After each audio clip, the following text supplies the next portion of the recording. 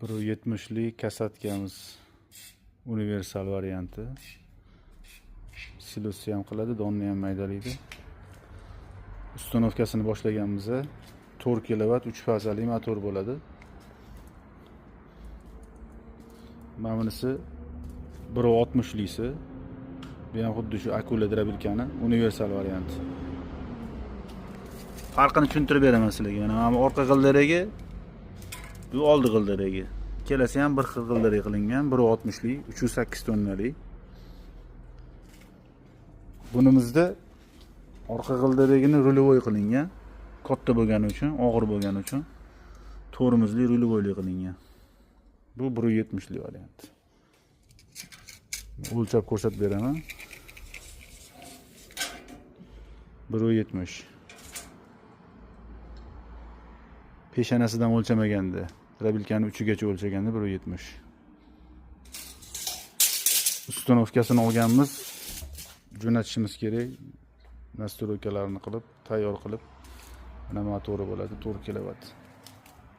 3 fazali 4 kilovat motor. 160lik motori mana bunaqa mis motor 220lik motor bo'ladi. Kimga shunaqa zavodskiy uskunalar kerak bo'lsa, sifatli texnik xizmat ko'rsatish kerak bo'lsa, aloqaga chiqaverasizlar. Mana bu yerda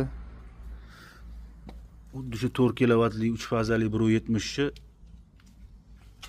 yon tomonida ham don tortadigan shlankali varianti, vakuumli varianti.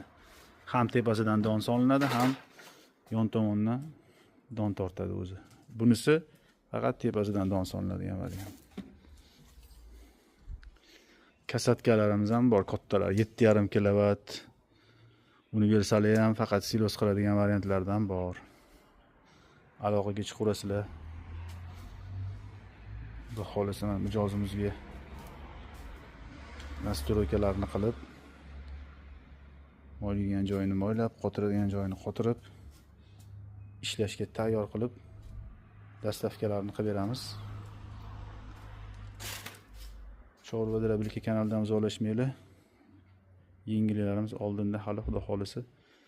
Bundan ham zo'r yengilliklar qilishda davom etamiz. Bu haqiqiy 170lik variantda okalar. Hashay tiqadigan joyini ko'rsatib beraman sizlarga mana. 54 sm.